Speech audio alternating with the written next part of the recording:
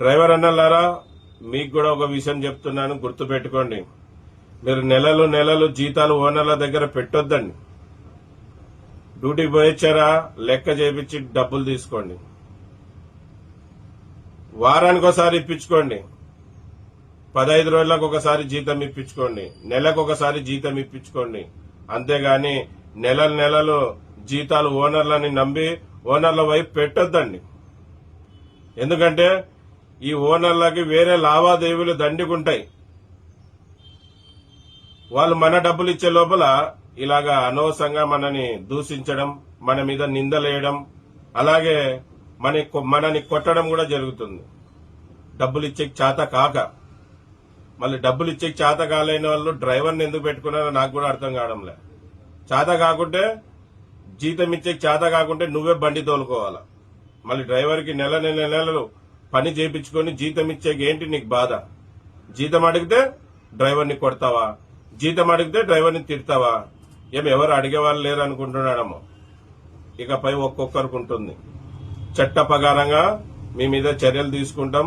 ప్రతి ఒక్కరిని ఊసలు లెక్క పెట్టిస్తాం డ్రైవర్ మీద చెయ్యేసినోని.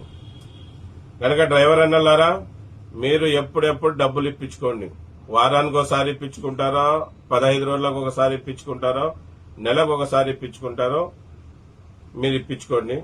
ఊకే బ్యాలెన్స్ వాళ్ళ వైపు పెట్టొద్దండి.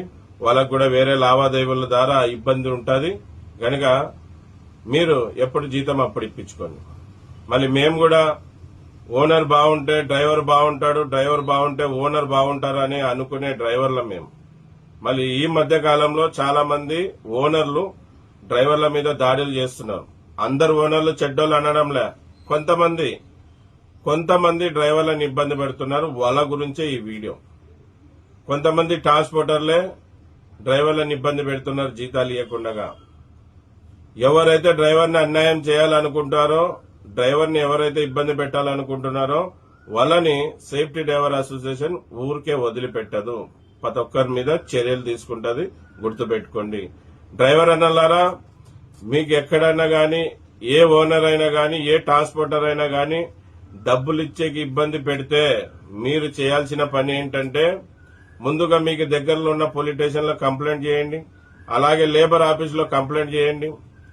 తర్వాత మా దృష్టికి తీసుకురండి. మా లాయర్ల ద్వారా చట్ట ప్రకారంగా వాళ్ళ మీద చర్యలు తీసుకుని మీ డబ్బులు ఇప్పించేదే కాదు, మీకు అతనితో క్షమాపణ కూడా చెప్పించే బాధ్యత మేము తీసుకుంటాం.